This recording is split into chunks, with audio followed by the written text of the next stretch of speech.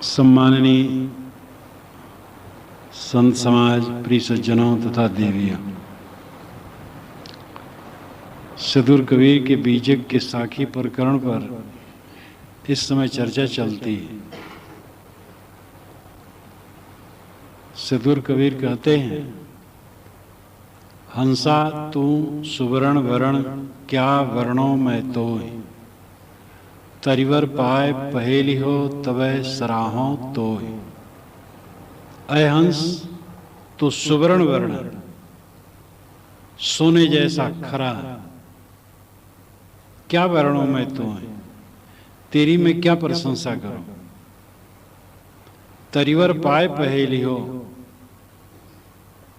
तरिवर पेड़ पा करके जब पहेली हो, पहेली को समझोगे तब मैं तुम्हारी प्रशंसा करूंगा। तरिवर पेड़ ये मानव, तरिवर पेड़ ये मानव शरीर, इस मानव शरीर में आए हो, लेकिन जब पहेली को समझोगे, रहस्य को समझोगे तब मैं तुम्हारी प्रशंसा करूंगा। जीव का स्वरूप शुद्ध है, निर्मल है, उसमें मल आ जाता है, आया हुआ है, स्वभाव सिद्ध नहीं, इसलिए उसको सुवर्ण वर्ण साहब ने कहा। सुवर्ण वर्ण तो एक उदाहरण मात्र है, उपलक्षण मात्र है। सोना तो जड़ है, लेकिन आत्मा चेतन है। सभी हीरे पन्ने पोखराज और रत्नों का मूल्यांकन करने वाला है, लेकिन उदाहरण किसका दिया जाए। कहा जाता है संसार सागर है। सागर बहुत छोटा होता है संसार के सामने। संसार कितना विशाल है, हम सोच नहीं सकते हैं। देश और काल ये दोनों निस्सीम हैं। एक हवाई जहाज पर हम बैठे हैं और एक सेकंड में 10 खरब किलोमीटर चले और करोड़ों खरबों युगों तक उड़ते रहें, तो क्या देश की अनंतता की सीमा जाएगी? देश अनंत है, मन में अनंत नहीं समाता है, और काल अनंत है। करोड़ों करोड़ों युग महाकाल के दरमियान में एक सेकंड से भी कम है। अनंत देश काल व्यापी विश्व। सागर उदाहरण उसमें कैसे लग सकता है? सागर कुछ हजार किलोमीटर का होगा, लेकिन संसार सागर कहा जाता है। आखिर उदाहरण किसका दिया जाए? सागर बड़ा लगता है इसलिए दिया जाता है, कोई उदाहरण नहीं है। संसार के समान संसार है। वाल्मीकि रामायण में राम रावण की लड़ाई के विषय में कहा गया है कि राम रावण का युद्ध राम रावण के युद्ध के समान है। सागर सागर के समान है। सागर किसके समान बताए? राम रावण का युद्ध राम रावण के युद्ध के समान है। तो आत्मा के समान है, लेकिन जब उदाहरण दिया जाता है तो सोना दिया जाता है, कहीं हंस दिया जाता है, कहीं और कुछ दिया जाता है। श्रुत के ऋषि भी हंस का उदाहरण देते हैं। ये हंस है, आत्मा हंस है। श्रुत में हंस शब्द कहीं कहीं आया। कबीर साहब ने अपनी वाणियों में हंस शब्द दर्जनों कहा। हंस शब्द उनको बहुत प्यारा। हंसा प्यारे सरवर तज कहाँ जाए, जय सरवर बिचे मोतिया चुगत होते बहुविध केली कराए। सूखे ताल पुरैन जल छाड़े कमल गए कुमिलाए। कहें कबीर जो अब की बिछुरे बहुर मिलो कवाए। हंस शब्द साहब को बहुत प्यारा था। इस प्रकरण में भी कहते हैं, हंसा तू सुवर्ण वर्ण। हंस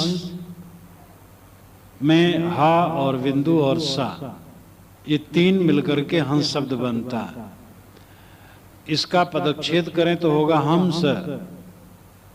पदच्छेद करेंगे तो बिंदु आधा माँ हलंत माँ बन जाएगा, तो हम हो जाएगा, और सा अलग हो जाएगा। हम यानी हम, सा नाम वह, हम वह। शुद्ध संस्कृत भाषा में इसको कहें तो होगा अहम सह। अहम मैं, सह वह। अहम में आ और विसर्ग उड़ जाने से हंस शब्द बना है। पहले आप कागज पर अहम सह लिख लीजिए, फिर शुरू का आ काट दीजिए और सा के आगे जो बिंदु दो लगते हैं विसर्ग के लिए उसको काट दीजिए, तो हो जाएगा हंस। संस्कृत का अहम सह हंस बन गया, आ और विसर्ग उड़ जाने से। अहमसा का अर्थ ही होता है मैं वह। मैं उत्तम पुरुष है, वह अन्य पुरुष है। मैं तू यह, इस संस्कृत व्याकरण के अनुसार तीन पुरुष माना जाता है। मैं उत्तम पुरुष, तू मध्यम पुरुष, यह अन्य पुरुष। तो अहम सह, अहम उत्तम पुरुष, सह वह है अन्य पुरुष है। अन्य पुरुष क्या है? मोक्ष, परमात्मा, ब्रह्म, परम तत्व, ये अन्य पुरुष है। साहब कहते वो तू ही, अहम सह, मैं वही हूं। तो हंस का अर्थ ही होता है मैं वही हूं जिसको चाहता हूं, अनंत सुख चाहता हूं। साहब कहते हैं कि तू वही है, अनंत सुख स्वरूप है। अविद्या वस्तु दुखी बना भटक रहा है, रात दिन जल रहा है। ऐसे संसार में तो दुखी है जहां के इस जीवन के पहले का कुछ पता नहीं है और मर जाने के बाद का पता नहीं, बीच में थोड़ा समय है और उसमें तो जलता है। जहां तेरी आंख ढपी यहां का सब कुछ गया। ये जीव अमर है, नित्य, अपने कर्मों के फल के अनुसार चलता रहता है। लेकिन वर्तमान की अहंता, ममता और दुनिया एकदम मिट जाती है हमारी। देखो कितना भयंकर भूचाल महाराष्ट्र में, सुबह सुबह 32,000 बतलाए थे, और बढ़े होंगे।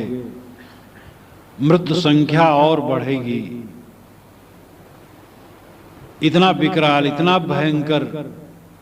घर में कोई एक मर जाता है, लोग माथा कूट डालते हैं। जहां एक तरफ से हजारों हजारों मर गए, जहां लाशें जल रही हैं धू धू करके चारों तरफ, कितनी भयंकर गति होगी। तो ये काल सब कुछ को पीस करके रख देता है।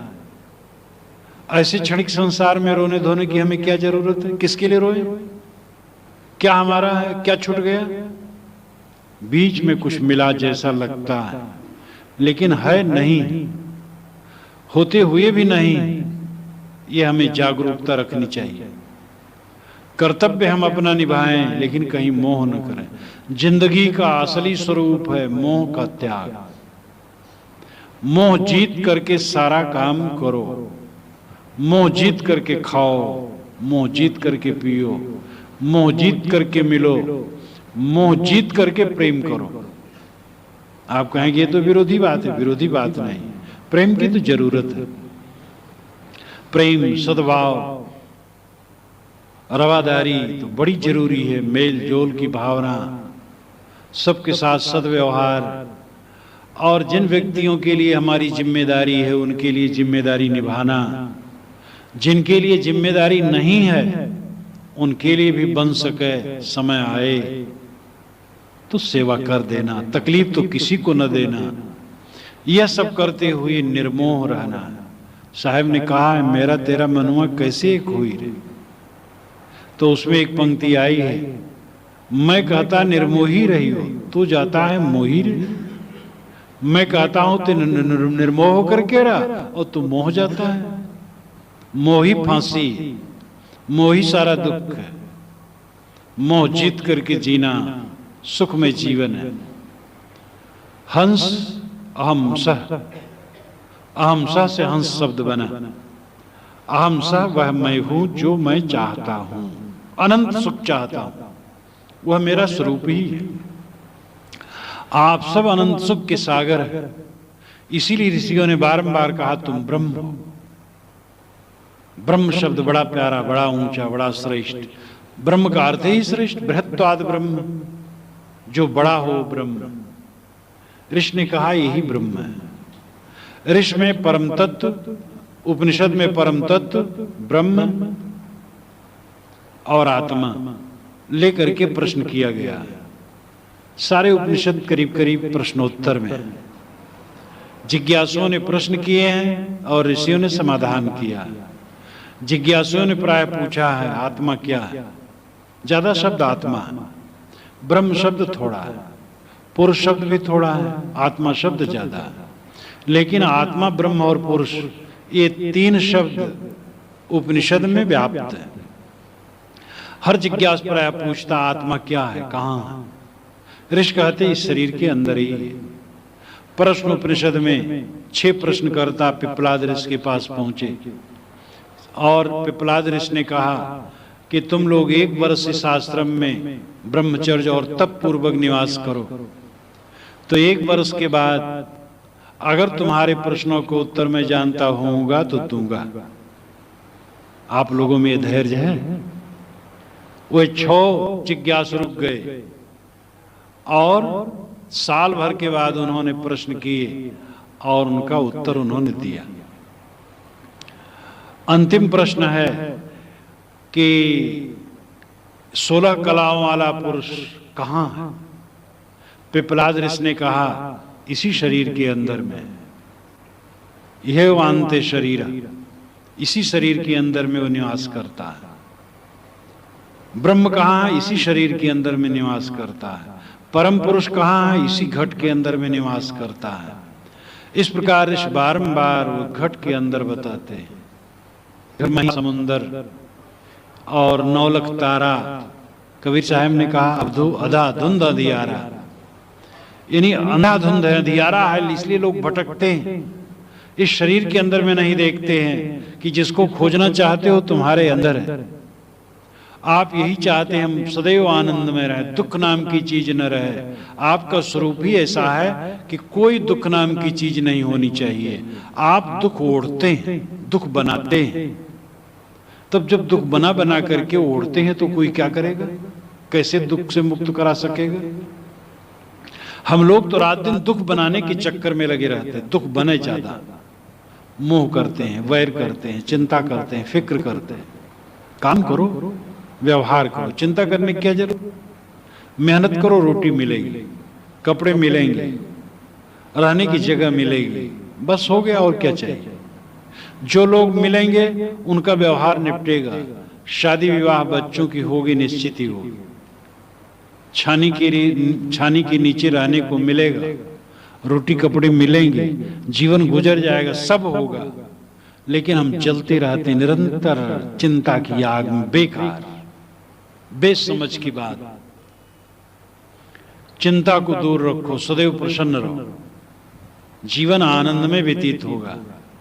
अपने स्वरूप को न समझ करके हम दुखी हैं। साहब कहते हैं हंसा तू सुवर्ण वर्ण, अय हंस। हंस कह करके बता देते हैं कि तू वही है जो चाहता है। परमानंद, परब्रह्म, परम सुख, परम तत्व तू चाहता है, वो तू ही। और सुवर्ण वर्ण, सुंदर वर्ण, सोने के समान खरा, निर्मल, खालिस, तेरे में और कुछ नहीं, केवल ज्ञान मात्र है। तू ऊपर से दुख ओढ़ता है। पूर्व प्रवक्ता ने आपको कहा चच्चा चित्र चौबड़ बारी, चित्र छाड़ते चित चित्रकारी। हमने जो चित्र बना रखे हैं उन चित्रों में हम उलझे रहते हैं। मान्यताओं के चित्र, अहंता ममताओं के चित्र, आदतों के चित्र, आसक्तियों के चित्र, मन में जितने चित्र गढ़ रखे हैं वही हमें काटते हैं। मन की मान्यताएं हमें रुलाती हैं, मन का मोह हमें रुलाता है। उसी को जीतने की जरूरत है। तो साहब कहते हंसा तू सुवर्ण वर्ण, क्या वर्णों में तो मैं तेरी क्या प्रशंसा करूं? प्रशंसा तो तब करूंगा तरिवर पाए पहेली हो। साहब ज्यादातर अपनी बातें अलंकारों में, रूपकों में कहते हैं। यहां आत्मा का नाम नहीं लेते हैं, मोक्ष का नाम नहीं लेते हैं, स्वरूप ज्ञान का नाम नहीं लेते हैं, धर्म का नाम नहीं लेते, कुछ भी नाम नहीं लेते। और बिना उन सब का नाम लिए सारी बात कह देते हैं। ये उच्च कवि के लक्षण है। तो हंस कहते हैं तरिवर कहते हैं, सुवर्ण वर्ण कहते हैं, पहेलिहो कहते हैं। पहेली, पहेली नाम रहस्य, बुझौल। और हंस पक्षी, तरिवर पेड़, सुवर्ण उत्तम सोना, ये सब इसमें रूपक आते हैं। लेकिन ये शब्द का शाब्दिक अर्थ नहीं। हंस आत्मा है, सुवर्ण उसकी शुद्धता है, तरिवर ये शरीर है, पहेली रहस्य है, आत्म रहस्य। आत्म रहस्य समझो, तरिवर पाए पहेली हो। ये मानव शरीर पा करके जब आत्म रहस्य को समझो तबे सराहो तो तभी मैं तुम्हारी प्रशंसा करूंगा। आत्मा को न पहचाना तो क्या प्रशंसा, अपने ही को नहीं जाना। कोई आदमी आ रहा हो, आप मिल जाए रास्ते में, आप कहें आप कौन है, कहां से आ रहे हैं, कहां जा रहे हैं, वो कहे मैं नहीं जानता कौन हूं, कहां से आ रहा हूं, कहां जा रहा हूं, तो आप कहेंगे पागल है। जो इतना भी नहीं जानता मैं कौन हूं, कहां से आ रहा हूं, कहां जा रहा हूं, वो पागल है। अब आध्यात्मिक दृष्टि से हम सब पागल। मैं कौन हूं खबर नहीं, मैं की खबर नहीं, आत्मा की खबर जिसे नहीं, अपना ही खबर, अपनी ही खबर नहीं, वो पागल है। साहब कहते तुम्हारी प्रशंसा तब होगी जब अपने को समझो, आत्मा को समझो। तरिवर पाए पहेली हो। ये मानव शरीर की विशेषता इतने नहीं है कि कुछ दिन पढ़े लिखे, नौकरी चाकरी किए, व्यवसाय किए, खेती किए, कमाए धमाए, शादी विवाह किए, बाल बच्चा पैदा किए, उसमें सुखी दुखी होते रहे, रोज झंग करके मर गए। यही जिंदगी का फल है। और करते क्या है लोग, बस यही करते। पहले खेले कूदे, तब पढ़े लिखे, तब कमाए धमाए, शादी विवाह किए। कितने लोग तो शादी विवाह पहले कर लेते हैं। पुराना सिस्टम तो यही है, बच्चे पढ़ रहे हैं उनकी शादी भी कर दी। लेकिन अब लक्षण अच्छे आ रहे हैं कि लोग पढ़ लिख लेते हैं, काम धंधा करते हैं, तब शादी करते हैं। तो कमाए धमाए, शादी विवाह किए, बाल बच्चे पैदा हुए, बस उसी में झंक झंक कर, हैरान होकर, बाल बच्चे मुलझ उलझ कर, परेशान होकर बूढ़े हो गए, शरीर छोड़ दिए।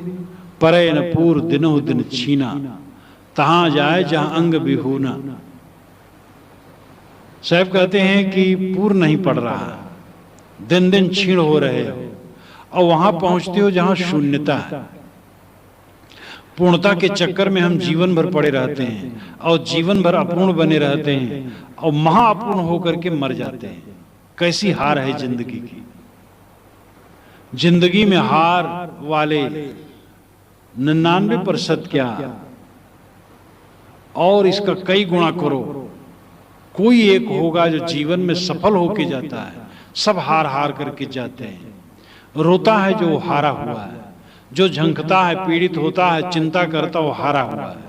जो निश्चिंत है वो सफल है, जो प्रसन्न है वो सफल है, जो सदैव आनंदित रहे वो सफल है, जिसके मन में दुख न व्यापे वो जीवन में सफल है।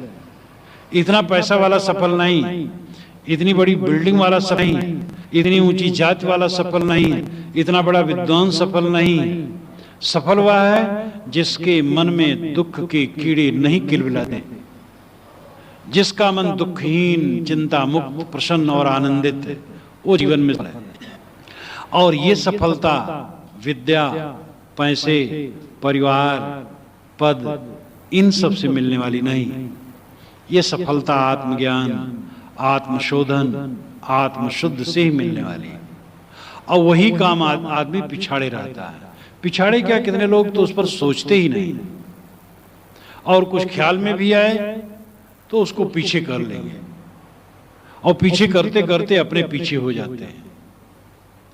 तो परे न पूर दिनों दिन छीना, आदमी दिन दिन छीण होता है और पूरा नहीं पड़ता। पूरा पर नहीं मतलब संतुष्ट होना। पूर्णता की इच्छा सबको है, और आदमी अपूर्ण बना रहता है। अपूर्णता और पूर्णता क्या है? तृप्ति ही पूर्णता है, अतृप्ति ही अपूर्णता है। शरीर तो नाशवान है, शरीर सदा किसी की नहीं रहता है, और सदा रहने की जरूरत भी नहीं है। ये जितना रहता है बहुत रहता है, जितना रहता है उसमें अपना हम काम कर लें तो बहुत है, और बहुत दिन जिए और काम अपना न करें तो क्या हो? एक गजेड़ी 80 वर्ष का, और खांसता रहता दिन भर, फिर भी गांजा पिए। मैं कहूं कि गांजा छोड़ दो। उसके यहां पहुंच गया, कहे महाराज 20 वर्ष की उम्र से पी रहा हूं, 60 वर्ष से पी रहा हूं, 80 वर्ष की उम्र हमारी हो, अब कैसे छोड़ दो? हम कहे हाँ भाई, 60 वर्ष के साथी को छोड़ना तो मुश्किल है। और वो खांसे, परेशान, लेकिन वो बिस्तर पर भी मांगे और चिलम लोगों को देना पड़े, और चिलम पी पी करके मर रहा था। आदमी अपने आप के पैर में स्वयं कुल्हाड़ी मारता है। तो आपकी पूर्णता तृप्ति है, संतोष में, शांति में है, और ये आध्यात्मिक अभ्यास पर निर्भर है, ये चीजों पर निर्भर नहीं है। ये हमें पक्का मन में बना लेना चाहिए। आप जिस स्थिति में हैं, भौतिक स्थिति में, उसी स्थिति में पूरे आनंदित रह सकते हैं। भय यही तो होता है कि परिवार का कभी अमुक सदस्य छूट न जाए। छूटने के लिए मिले ही, पहले ये सोच लो, जितने लोग मिले हैं छूटने के लिए, जितने लोग जन्मे हैं क्या करने के लिए, अंत में सब जानते हैं। सर्वेच्छांता निचया पतनांता समुच्चया संयोगा विप्रयोगांता मरणांतम ही जीवितम। सर्वेच्छांता निचया, सारे संग्रहों का विनाश होता है। सर्वेच्छांता निचया पतनांता समुच्चया, जो ऊपर उठा है उसका पतन निश्चित है। सर्वेच्छांता निचया पतनांता समुच्चया संयोगा विप्रयोगांता, संयोग हुआ है तो वियोग निश्चित है। मरणांतम ही जीवितम, जो जन्मा है मरेगा निश्चित। जो होना ही है उसके लिए रोना धोना कितनी गाफिली। जब जो हो ठीक है, जो कल हुआ अच्छा हुआ, जो आज हुआ अच्छा हुआ, जो आज हो रहा अच्छा हो रहा है, जो कल होगा अच्छा होगा। ये पक्का निश्चय रखो, और इसी में आज और कल के बीच में सब होगा। जन्मना होगा, मरना होगा, सुख का संयोग होगा, दुख का संयोग होगा, अनुकूलता होगी, प्रतिकूलता होगी, सब कुछ होगा। और सब कुछ को अच्छा समझो, सदैव आनंदित रहोगे। भागोगे दुख से, सुख में चिपकना चाहोगे, सदैव दुखी बने रहोगे। सुख भी आपको दुख नहीं दे पाएगा, क्योंकि सुख मानोगे प्राणी पदार्थों में, और उनका छूटना निश्चित है। अनुकूल लोगों का संबंध कटना निश्चित है। प्रतिकूलता समय समय से आना निश्चित है। इसलिए हमें विवेकवान बनना चाहिए, वीर बनना चाहिए। तरिवर पाए पहेली हो तवे सरा हो तो तुम्हारी प्रशंसा तब है जब आत्मा को समझो, अपने को पहचानो, ये समझो कि गंदी आदत करके हम दुखी हैं, हमारा स्वरूप निर्मल है, दिव्य है, कृतार्थ रूप हमारा स्वरूप है।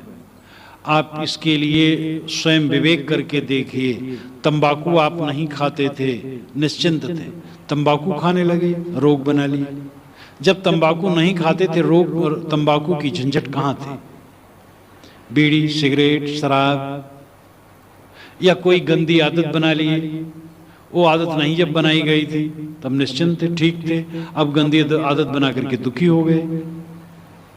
कहीं मोह कर लिए, वह मोह जब पहले नहीं किए थे कोई दुख नहीं था, अब दुख हो गया।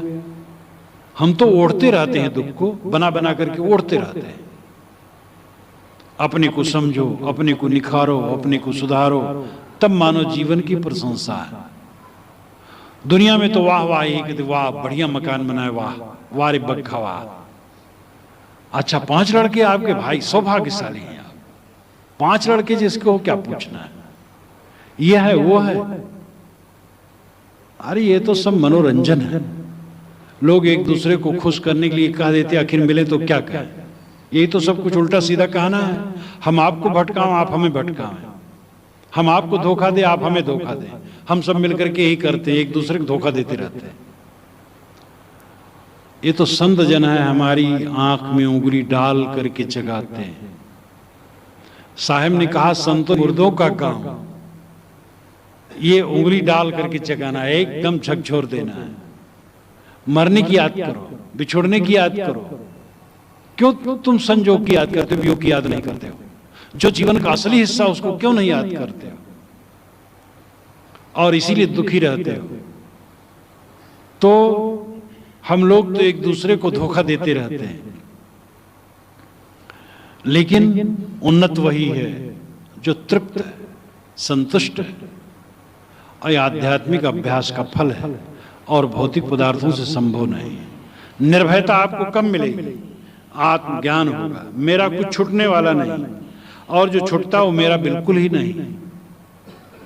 ये प्राणी मेरे हैं जो बड़े प्यारे प्यारे मेरे चारों तरफ रहते हैं, भीड़ है, मिल गए हैं, छूट गए हैं, छूटते रहते, मिलते रहते, छूटते रहते हैं।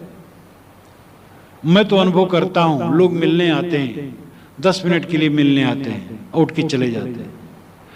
तैसे मेरे साथ में रहने वाले 10 बरस से 20 बरस से हैं, वही चले जाते हैं, तब मैं समझता हूं मिलने आए थे, चले गए। और वैसे ये शरीर जिस दिन छूटेगा हमें समझना होगा ये भी मिलने आया था, चला गया।